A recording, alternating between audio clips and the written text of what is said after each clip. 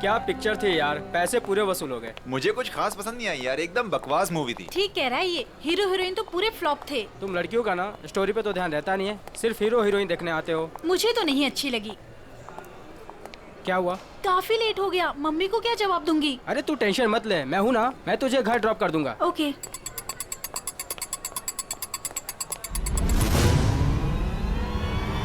तो गोली में चला दो, एक गोली में चला दो।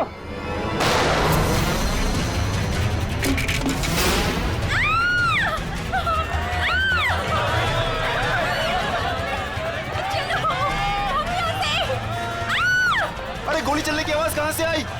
जल्दी चलो। हे, हे, कौन है वहाँ? गोली किसने चलाई? अरे वो देखो, पकड़ो उसे, पकड़ो उसे, पकड़ो।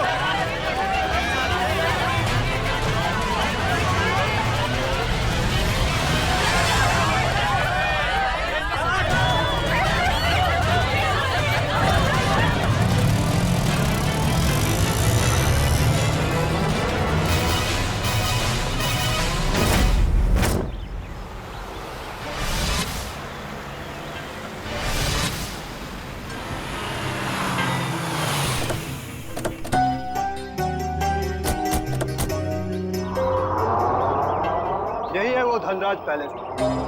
जितना बड़ा बंगला उतना छोटा दिल धनराज का। आज इसे सबक सिखा कर रहेंगे। चलो कम।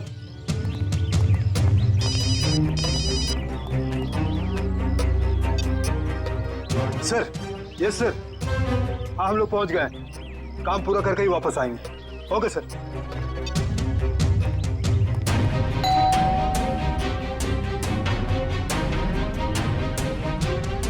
ये दरवाजा नहीं खोल रहा है, लगता है हम लोग को देख के भाग गए। तोड़ दो दरवाजा।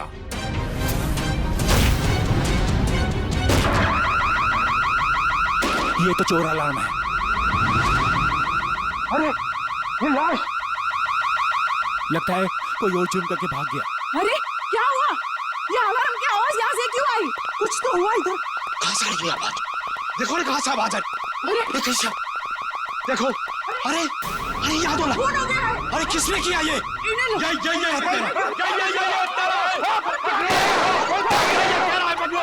पकड़ो इसे, ये भागने ना पाए। तुम लोग तो पकड़ो इसको। अभी मैं सीआईडी को फोन करता हूँ। हेलो,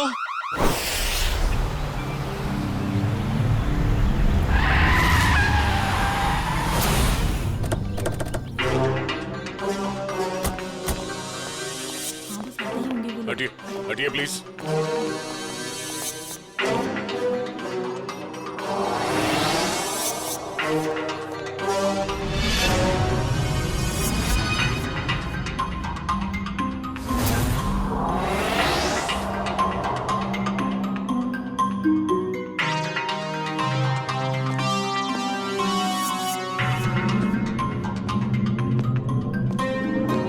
यहाँ एक चोर की मौत हुई है।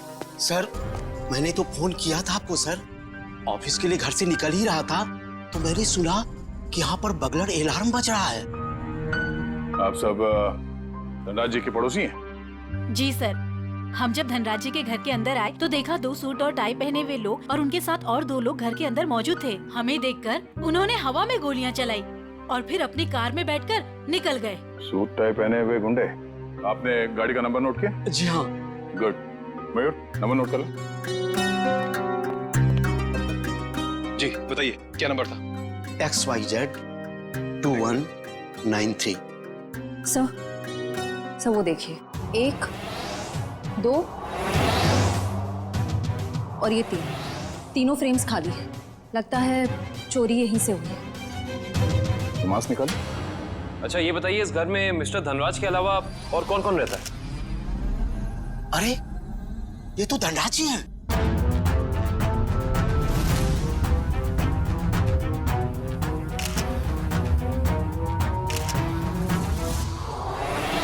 लेकिन इन्होंने चोरों वाले कपड़े क्यों पहन रखे हैं? धनराज जी अपने ही घर में चोरी कर रहे हैं और उनकी मौत भी हो गई। तो लगता है इन्होंने मरने से पहले गोली चलाई है। सचिन, निखिल, श्रेया, तो देखो घर में इनके परिवार वाले हैं क्या?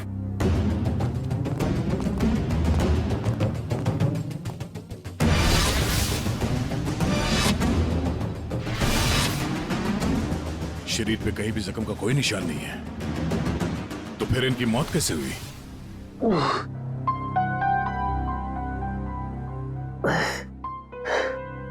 साढ़े 10।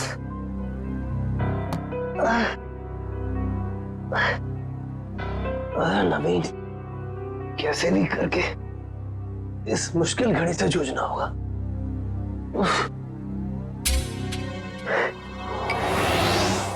ये अभी तक ही पड़ी है,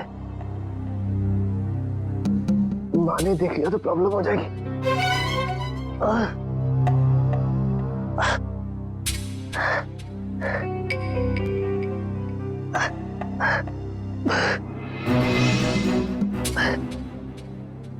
इसके नीचे छुपा देता।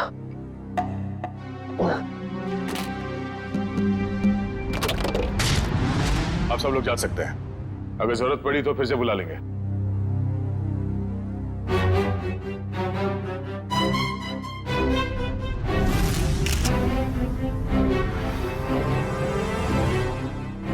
सर, हाँ कविन? सर ये देखिए, सामने वाली दीवार से ये गोली मिली है। सर देखने से लगता है ये वही गोली है जो धनराज जी की गन से चली है। इसका मतलब है धनराज जी की मौत से पहले यहाँ कमरे में कोई और भी था जिसपे शायद इन्होंने गोली चलाई। शायद वही सूट बूट वाले गुंडे हों जो पड़ोसी बता रहे थे। तो वो लोग थे या कोई और, ये तो तब पता चलेगा जब डॉक्टर सालुंग के इनके मरने का एग्जैक्ट टाइम बताएंगे। एक काम करो, एविडेंस बैग में डालो सर।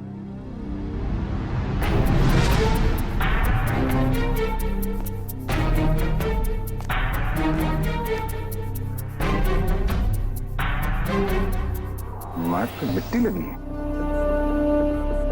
मयूर सर, तो देखना धनराज जी के जूते पे कीचड़ या मिट्टी लगा है क्या?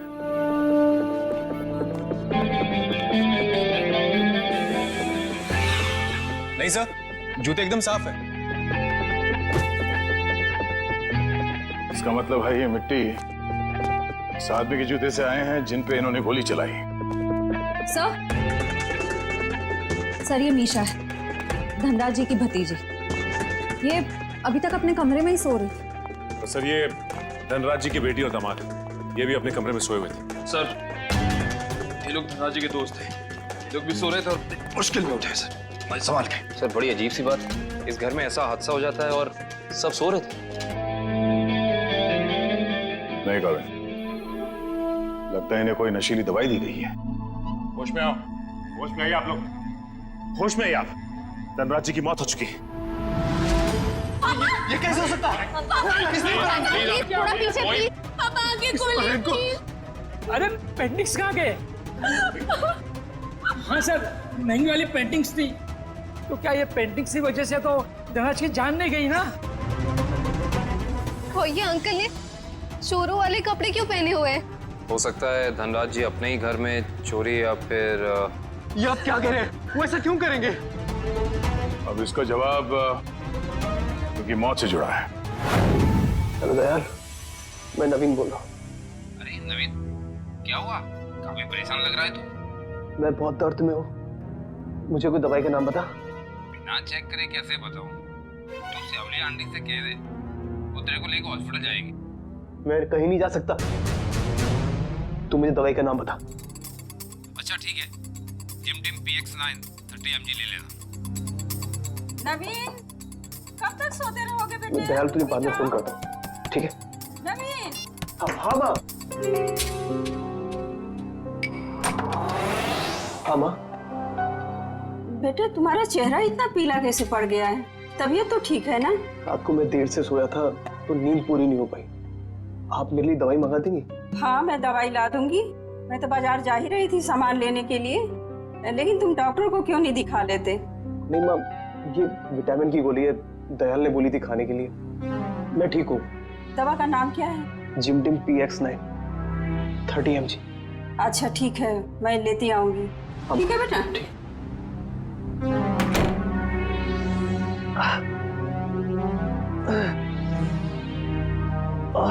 तो आप लोग इतनी गहरी नींद में सोए हुए थे कि किसी को भी गोली चलने की आवाज सुनाई नहीं दी और ना ही इस बगला अलार्म की आवाज सुनाई दी। आपको किसी को पता नहीं चला कब ये पेंटिंग चोरी हो गई और कब धनराज जी की मौत हो गई? हाँ? वाकई सर, हम लोगों को बिल्कुल पता नहीं चला। हम लोग जब रात को डिनर करके लौटे, पता ही नहीं चला कि कब कैसे आंख लग गई। डिनर? कौन सा डिनर? कल रात अंकल ने डिनर का प्लान बना लिया बिना हमें बताए, डिलाइट रेस्टोरेंट में। तो पूरा परिवार गया था डिनर पे? हाँ सर। अच्छा, पिछले कुछ दिनों में धनराज जी कुछ परेशान लग रहे थे किसी बात को लेके? जी सर, जब से वो घर में पेंटिंग्स लगी थी तब से जैसे मानो उनका जीना ही दुश्वार हो गया था। क्या मतलब? शुरू से बताइए, खुल के बताइए प्लीज। 33 करोड़? तुमने पेंटिंग्स 33 करोड़ में खरीदी? इसे क्या तुम दीवारों पे सजाओगे? मुझे क्या किसी पागल कुत्ते ने काटा है जो इतनी महंगी पेंटिंग को दीवार पे सजाऊंगा? मैं इसका कुछ और ही करूंगा। क्या करोगे? तुमसे मतलब? वक्त आने पे सब कुछ पता चल जाएगा। पापा, आपको कोई धमकी दे रहा है पेंटिंग को लेकर? इतनी महंगी पेंटिंग्स चोरी हो गई तो? और आप पुलिस के पास क्यों नहीं जाते? बस इस घर में दिमाग सिर्फ तुम लोगों के पास ही नहीं है। मुझे कब क्या करना चाहिए ये मुझे किसी से जानने की कोई जरूरत नहीं है। ये आप क्या कर रहे हैं? अरे इतनी महंगी पेंटिंग्स तूने फ्रेम कर डाली। उस दिन तो कह रहा था कि ये दीवार पर टांगने के लिए नहीं है। अरे 33 करोड़ की है, सोच ले। यार ये मेरी पेंटिंग है, मैं इसे जहां चाहूं वहां टांगूंगा। सर, ये केस तो काफी पेचीदा होता जा रहा है। धनराज ने पहले पेंटिंग खरीदी और बाद में उसी पेंटिंग को चुराने की कोशिश की। और पेंटिंग चुरा ले गया कोई और, जिसपे शायद धनराज ने गोली भी चलाई थी। और सर, वो सूट बूट वाले गुंडे वो यहाँ क्यों आए थे? उनका मकसद क्या था? इस केस में जवाब कम है, सवाल बहुत ज्यादा। मगर मुझे लगता है कि ये पेंटिंग्स ही कारण है धनराज जी की मौत का। सर। हाँ? सर, ये देखिए, ये सुई मिली है इनके शरीर से।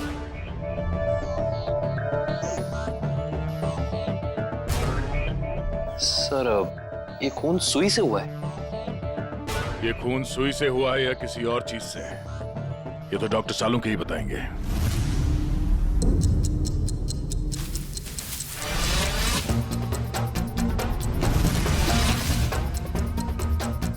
दिखने में चाहे तुम बहुत छोटे से हो, लेकिन हो बहुत घातक। धनराज की जान तुमने कैसे ली है तुम बताओ चाहे मत बताओ, लेकिन मैं पता लगा कर गिराऊंगा, छोड़ूंगा नहीं तुम्हें। सर, ये डॉक्टर साहब अपने आप से बातें कर रहे हैं? सुई से बात कर रहे हैं। अरे आ गई क्या? सीआईडी की बारात आ गई? हाँ, सबूतों के फूल माला तैयार है। भाई साहब, सबूतों की माला से आपका मतलब अगर इस गोली से है तो माफ करना, सीआईडी की पूरी टीम को मायूस होकर के जाना पड़ेगा। क्यों? क्योंकि गोली इतनी बुरी तरह से पिचक गई है कि इससे बात करना बड़ा मुश्किल है। अरे गोली को छोड़िए सर, उस मिट्टी के बारे में बता दीजिए जो हमें डोरमैट में मिली थी। तो मिट्टी के बारे में डॉक्टर तारिका जी बताएंगे। जो काम करेगा वही बताएगा ना? मतलब? नहीं, मतलब मिट्टी के बारे में यही पता लगा रही थी ना, तो यही बताएंगी। जी, इस डोरमैट पे जो मिट्टी लगी हुई है वो धनराज जी के गार्डन में जो मिट्टी है उससे अलग है। अरे वाह, डॉक्टर तारिका, ये कैसे पता चला आपको? वो ऐसे फ्रेडी सर कि गार्डन में ये जो मिट्टी मिली है इसमें हमें कीड़े मारने की दवाई मिली है, और डोरमैट में से जो मिट्टी मिली है उसमें ऐसा कुछ भी नहीं है। मतलब साफ है बॉस, डोरमैट वाली मिट्टी कहीं और से आई है, बाहर से, शायद किसी के जूतों से।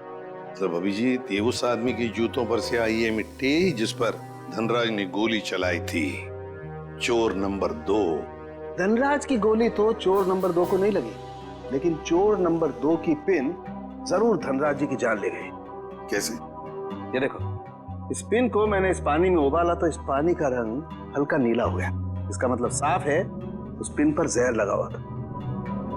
कमाल है डॉक्टर साहब, आपने तो बारातियों को अच्छा शगुन दे दिया। खुश हुए ना?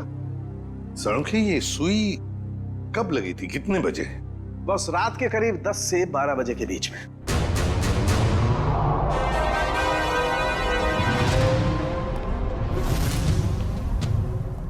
सर, वो इशिता सस्पेंड हो गई थी सर, तो उसका ज्वाइनिंग लेटर बन गया। ठीक है, कल से बुला लो उसे और उससे कहना कि आइंदा ऐसी लापरवाही नहीं चलेगी। आई एम सॉरी, हमारे एक ऑफिसर के रहते हुए ये हादसा हो गया। तुमने अपनी ड्यूटी ठीक से नहीं की ईशिता, तुम्हें सस्पेंड किया जाता है। हाँ सर, मैंने बात की है उससे, वो कह रही थी ऐसी गलती दोबारा नहीं होगी। देख पंकज, मैं तेरा सीनियर हूँ, इसीलिए मेरी बात में तेरी बात से ज्यादा दम है, समझे? नहीं यार, ऐसा कुछ भी नहीं। अरे नहीं कैसे? क्या है? ब्यूरो है ये, क्या चल रहा है? नहीं, वो कुछ नहीं सर, कुछ नहीं। मैं तो सिर्फ पंकज को धनराज वाले केस की बारीकियां समझा रहा था, मगर इसके दिमाग में घुस ही नहीं रहा है। अच्छा, तो हमें बता दो क्या बारीकियां हैं? हाँ सर, बताइए, अभी बताइए। अरे तू सुनेगा तब ना। सर, मुझे तो ये पूरा केस टेढ़ा लग रहा है। अगर पेंटिंग धनराज के घर पे थी तो उसे चोरी करवा के उन्हें क्या फायदा होगा? और ये गैर कानूनी पेंटिंग को कौन से इंश्योरेंस के पैसे मिलने वाले थे? और फिर उस चोर का उसी वक्त धनराज के घर में घुसना जब धनराज अपनी पेंटिंग चुरा रहा था। कुछ जम नहीं रहा है अभिजीत। बड़ी गहरी प्लानिंग की है ये घर में घुसना और फिर सुई से खून करना। और सर, सुबह गुंडों का घर में घुसना, इन सब के बीच में कोई ना कोई संबंध है सर। संबंध है अभिजीत, संबंध है। ये कोई संयोग की बात नहीं कि जिस वक्त ये आंधी तूफान मच रहा था तब घर के सारे लोग गहरी नींद में सो रहे थे, जैसे कि एक एक को लेकर सबको नींद की दवाई खिलाई थी। सर, धनराज की भतीजी मिशा बता रही थी कि धनराज कल रात अपने परिवार वालों को एक सरप्राइज डिनर पे ले गए थे रेस्टोरेंट में। कल रात अंकल ने डिनर का प्लान बना लिया बिना हमें बताए, डिलाइट रेस्टोरेंट में। अभिजीत, कहीं ऐसा तो नहीं कि जो कुछ भी हुआ है उसका उस होटल से संबंध हो जहां पर ये सारे गए थे खाना खाने? देखो, ग्राहक हमारे लिए भगवान समान है और उन्हीं की वजह से हमारा घर चलता है। चाहे उनका मूड अच्छा हो या बुरा, हमें सबका ख्याल रखना है। मुस्कुरा के सबको अच्छे से खाना परोसना है। किसी भी ग्राहक से कोई शिकायत नहीं आनी चाहिए। समझ गए तुम लोग? जी मैनेजर साहब, समझ गए। हम सीआईडी वालों को भी कुछ समझा दीजिए। सीआईडी? नमस्ते सर, हमारे तो भाग ही खुल गए सर कि आपने हमारा रेस्टोरेंट चुना है खाना खाने के लिए। काश हम लोग यहाँ खाना खाने आते, तहकीकात करने नहीं। देखिए, हम यहाँ खाना खाने नहीं, कुछ सवाल पूछने आए हैं। कैसा सवाल सर? क्या कल रात मिस्टर धनराज अपने परिवार के साथ यहाँ खाना खाने आए थे? मिस्टर धनराज, वो मशहूर बिजनेसमैन जो पिटोराइल में रहते हैं। क्या बात है? अपने कस्टमर के एड्रेस तक याद है आपको? तो सर, सबके तो याद नहीं रहते, लेकिन मिस्टर धनराज हमारे खास मेहमान हैं। वो अक्सर यहाँ आते रहते हैं, इसलिए। तो क्या कल रात वो अपने परिवार के साथ यहाँ आए थे? हाँ, आए तो थे, लेकिन आपको कैसे मालूम? क्योंकि उनके खाने में कुछ ऐसा मिला है जो नहीं होना चाहिए था। मैं कुछ समझा नहीं सर। नींद की दवा। उनके खाने में हमें नींद की दवा मिली है। किसने दिया था खाना उन्हें? सर, वो टेबल तो रघु ने साफ किया था। नहीं साहब, मैंने नहीं। जब मैं ट्रे लेकर जा रहा था तो मैनेजर साहब ने मेरे हाथ से ट्रे खींच लिया था। इन्होंने कहा था खास मेहमान है और ये खुद खाना लेकर जाएंगे। अपने काम को बहुत सीरियसली लेते हैं आप, हैं? मैनेजर होके खाना सर्व कर रहे थे। सर, आप मुझ पर शक कर रहे हैं? जी हाँ, अब हम आप पर शक कर रहे हैं क्योंकि खाना आपने सर्व किया था, है ना? जी नहीं सर। तो फिर किसने किया? धनराज साहब खुद लेकर गए थे। क्या?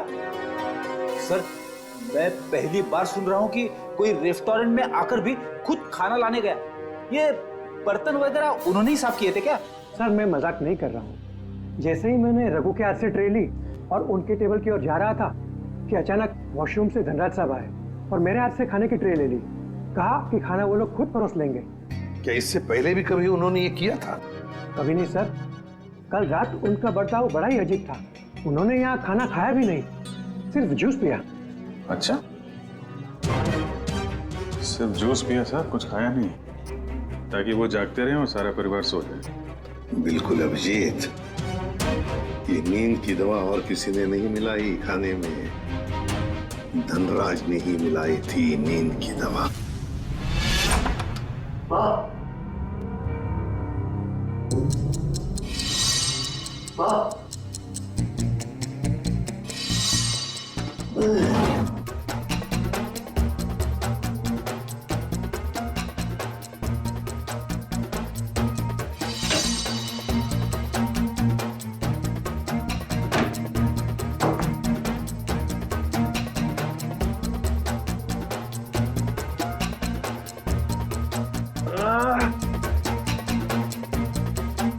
गोली से छू के निकली थी, इतना खून निकला।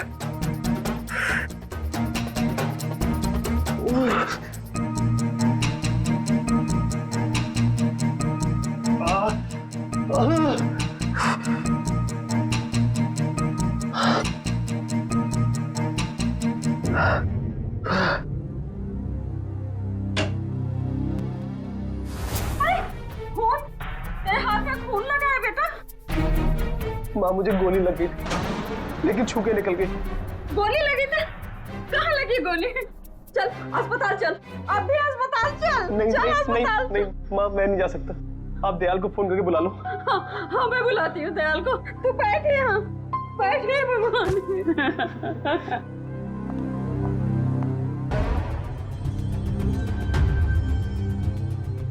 देखा सचिन, इन दोनों की स्टाइल देखी?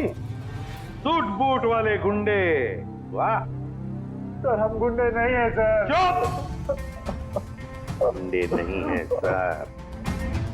17 केसेस दर्ज है तुम्हारे खिलाफ पुलिस स्टेशन में। लोगों को डराने की धमकाने की केसेस हैं। और ये गन? सर, ये गन डराने के लिए, मारने के लिए नहीं है सर। अच्छा, तो फिर गन भरी हुई क्यों थी? गोलियों के साथ क्या कंचे खेलते हो तुम लोग?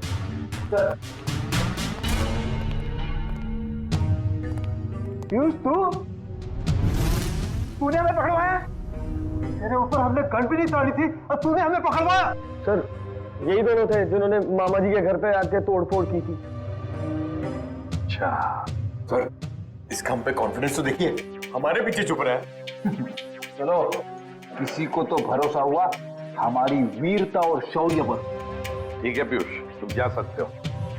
Thank you sir.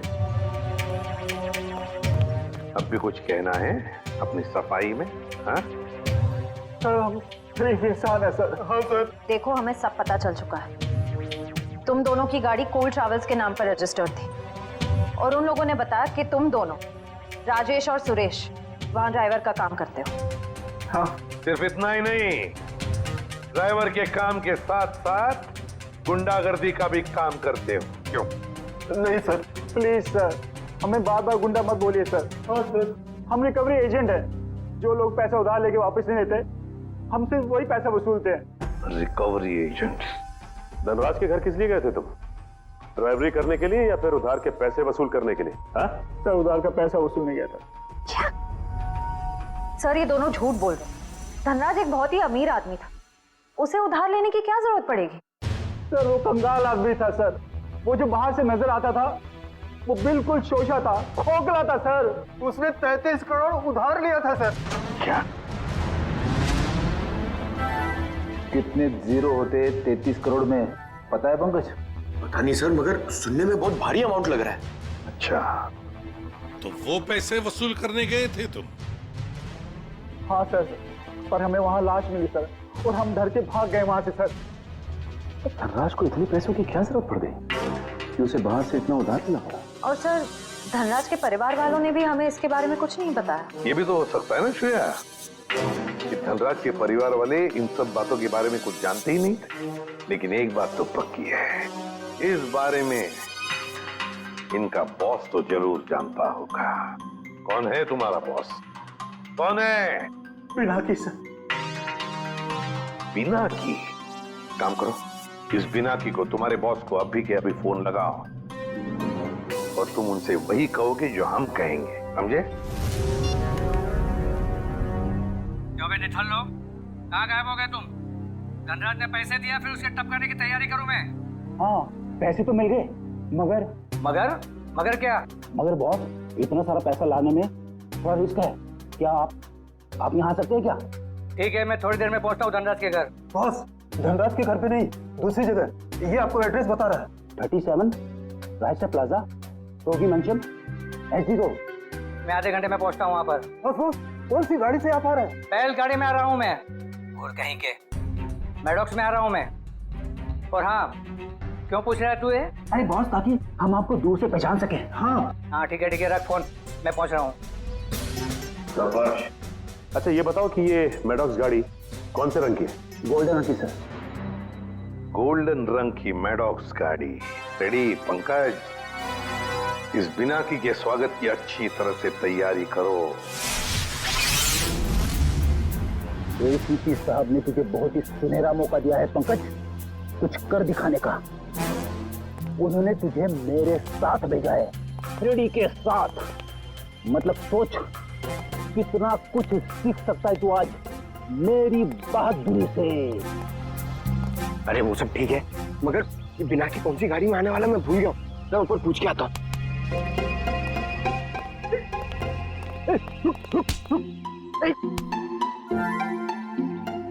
अभी उठ जा, मुझे मालूम है कौन सी गाड़ी है। ओ, अब नजरें सड़क पे रख और पैर यहीं पे इसी जमीन पे, पलके झपकने ना पाए और कदम हिलने ना पाए। मगर सर अगर आ गया तो क्या?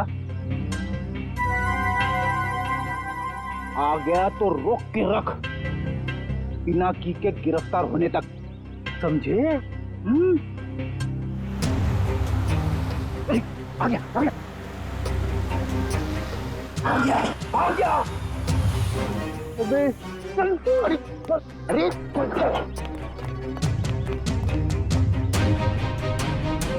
क्या करे सर, पकड़ लो उसे। अबे नहीं, जब तक मच्छी के मुंह में कांटा नहीं फंसता डोर को खींचना नहीं चाहिए। ठीक है सर, मैं मच्छी डोर और कांटा लेके आता हूं। क्या यार, कभी तो अक्लमंदी की बात किया कर। चुप। कहाँ गए दोनों?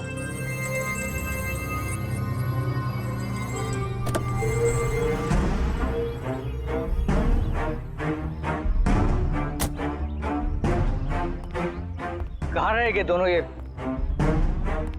एड्रेस तो यहीं का है। कह रहे थे कि मुसीबत में है, और देखो दोनों लंगूरों का पता नहीं यहाँ पर। कहीं मेरे पैसे लेकर दोनों उड़ तो नहीं गए? Crime investigation department, CID? अरे ये लोगों ने मुझे यहाँ कहाँ बुला लिया? अब आ ही गए हो तो अंदर से सीआईडी ब्यूरो भी देख लो। आप गन नीचे रखिए प्लीज। पहले ऊपर चल, ऊपर। अरे फिर गन अपने आप नीचे हो जाएगी। अरे लेकिन चल चल। बिना की बहुत पैसा है ना तुम्हारे पास, इसलिए पैसा बांटते फिरते हो, मगर सिर्फ उन लोगों को पैसा बांटते हो जिनकी ना हिम्मत है ना हैसियत पैसा लौटाने की। क्यों? और फिर उन लोगों को डराते हो। नहीं सर, मैं तो सिर्फ जरूरतमंद लोगों की ही मदद करता हूँ सर। और सर, जरूरतमंद लोगों की मदद करना तो अच्छी बात होती है ना सर। और हाँ, एक बात है, जब लोग ब्याज के साथ पैसे देते हैं ना सर, तो मेरा भी कुछ भला हो जाता है सर। और जब कोई पैसा नहीं लौटा सकता तब तो ऐसे मुस्तंडों की मदद लेनी ही पड़ती है सर। और इसीलिए तुमने इन दोनों को भेजा था धनराज के घर पैसा वसूल करने के लिए। क्यों दिए थे इतने सारे पैसे धनराज को? नहीं सर, मैंने धनराज के घर किसी को नहीं भेजा सर। और सर, धनराज के घर चोरी हुई है ये तो आप जानते हैं ना सर। हाँ, कीमती और नायाब पेंटिंग्स चोरी हो गई थी। हाँ, उस पेंटिंग्स की कीमत 35 करोड़ रुपए थी सर। 35 करोड़। धनराज ने किसी खुफिया नीलामी से खरीदा था उसे। लेकिन एक बात बताऊं सर, उस वक्त उन पेंटिंग्स को खरीदने के लिए धनराज के पास ढेला भी नहीं था सर। तो इसीलिए धनराज ने तुमसे ये 33 करोड़ उधार लिए? जी हाँ, 17 करोड़ मुझसे लिए थे सर, और बाकी के 16 करोड़ किसी और से।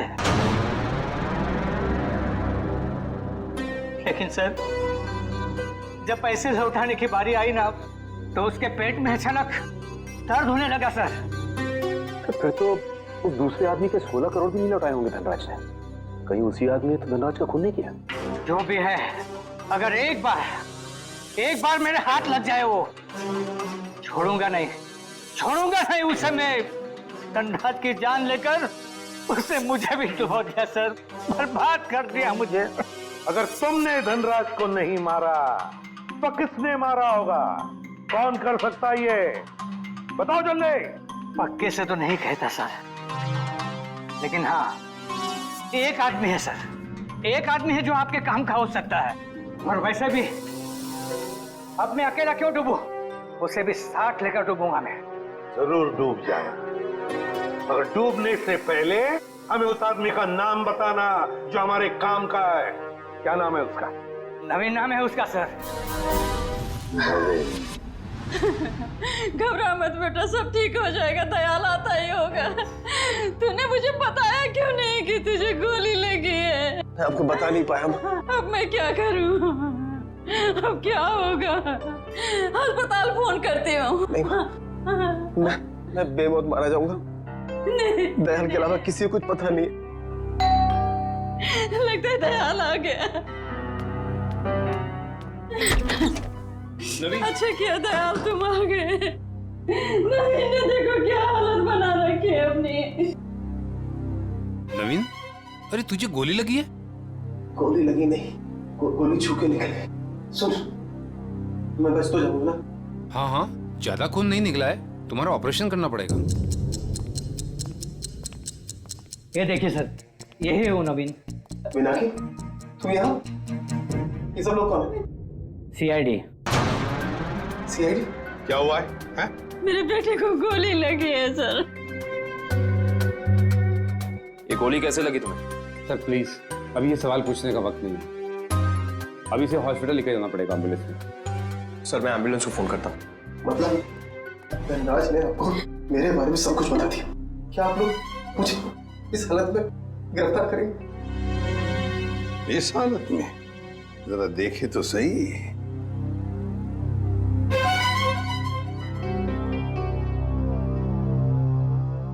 हालत इतनी बुरी नहीं है तुम्हारी, समझे?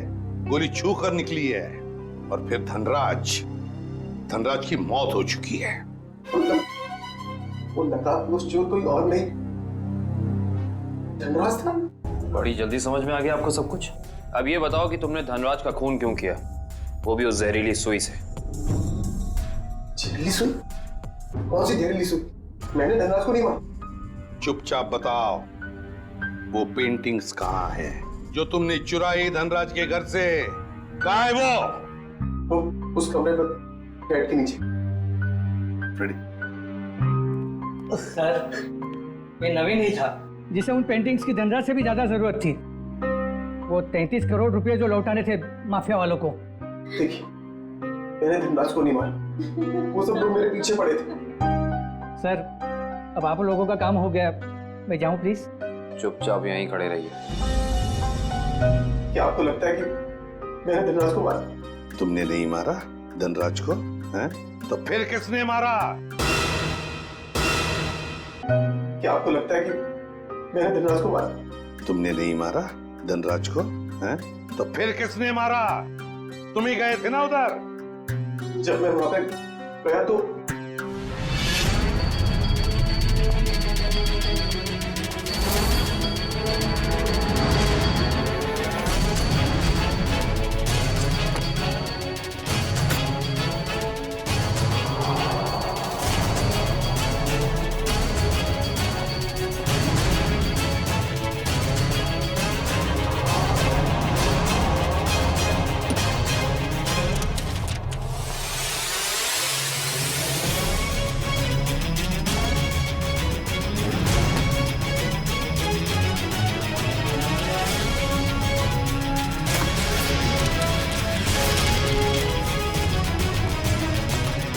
अरे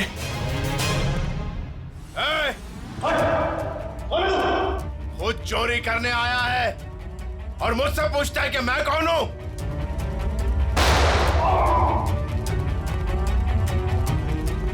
भागता किधर है? रुक रुक रुक जा। अरे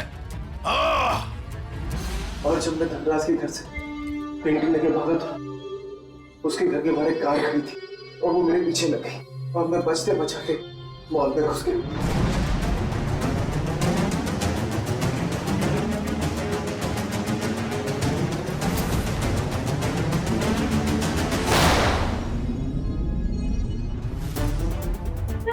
नवीन नवीन आंखें खोलो बेटा, मेरी आंखें खोलो मेरे बच्चे।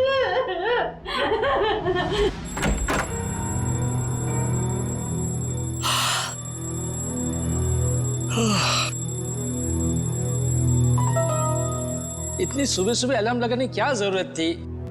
मैंने नहीं लगाया अंकल। अरे ये पेंटिंग्स कहाँ से आ गई वापस?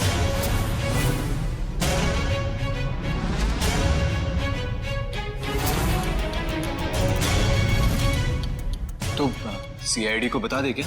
नहीं, क्या जरूरत है, पेंटिंग्स तो वापस आ गई ना। ईशान, मुझे लगता है हमें सीआईडी को बता देना चाहिए, वरना हम लोग बेवजह फंस जाएंगे।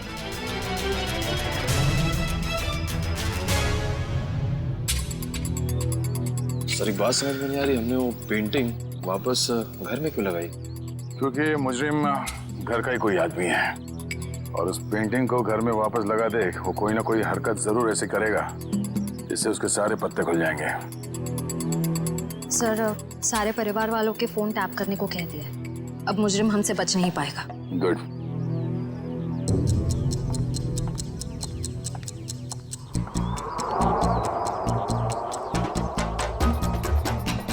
श्रेया, निखिल,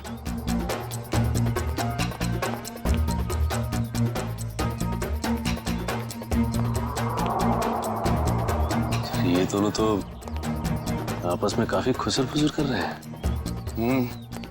अभी तक धनराज के पैसों पे ऐश कर रहे थे, अब देखना पड़ेगा उनकी मौत के बाद इनके आगे का प्लान क्या है। सचिन, मयूर,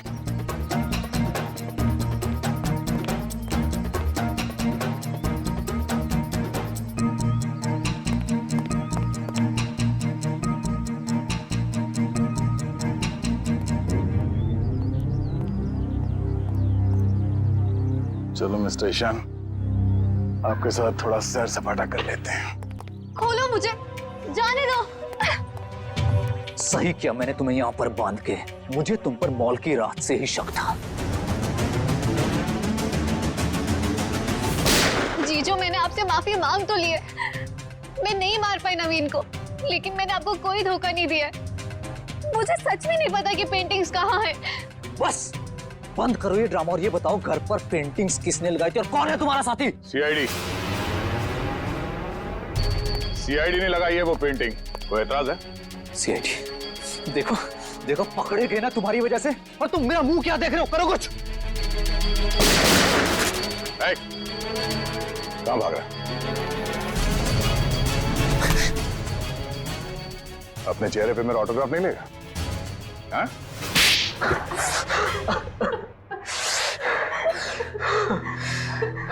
ससुर जी ने मुझसे 20 करोड़ रुपए उधार लिए थे, जिसमें से 16 करोड़ पेंटिंग्स के लिए, और ससुर जी की आर्थिक स्थिति ऐसी नहीं थी कि वो मेरे पैसे लौटा सके।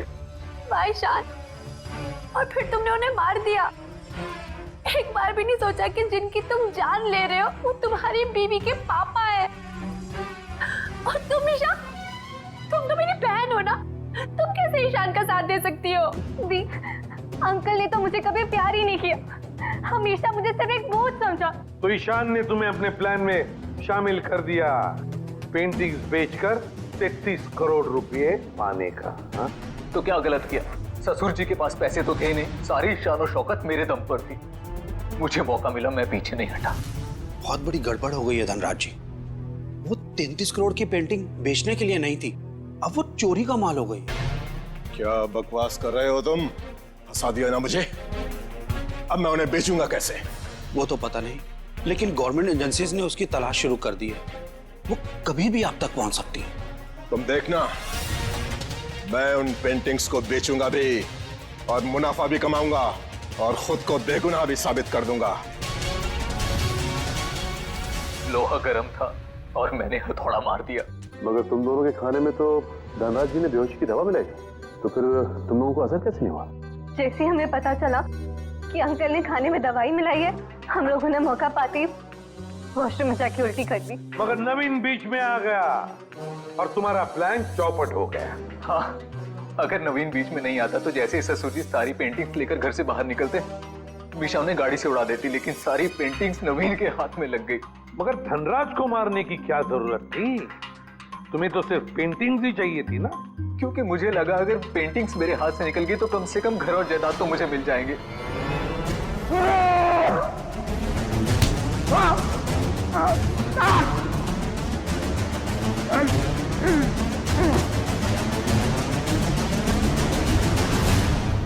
गलती हो गई, हमें माफ कर दो, दोबारा ऐसा नहीं होगा। पैसों की लालच में तुम दोनों ने अपने परिवार के एक को मारा है, अपने ही परिवार के। अगर फांसी से बढ़कर कोई सजा होती ना तो वो तुम्हें मिलती। काश मैं ले जाओ इन दोनों को। चलिए चलिए मैम।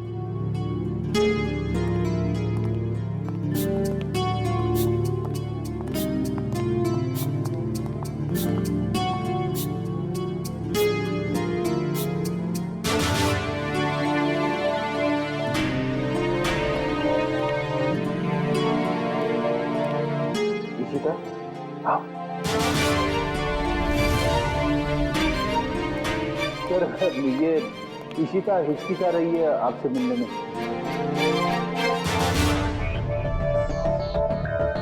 क्यों हिचकिचा रही हो? सॉरी सर, पूरे सस्पेंशन पीरियड में मैं सिर्फ यही सोचती रही कि जब मैं वापस ड्यूटी पे आऊंगी तो आपसे नजरें कैसे मिलाऊं। अपनी गलती का एहसास हुआ तुम्हें? गलती ही नहीं सर, एक बोझ है ये मेरे ज़मीर पर जो हमेशा रहेगा, शायद मेरी आखिरी सांस तक। सर तुम्हारी तो अभी शुरुआत है।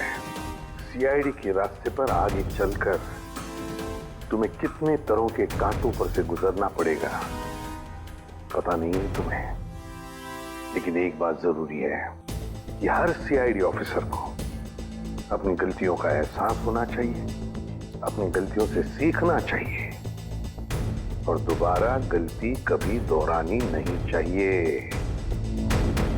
समझी? काम पे लग जाओ।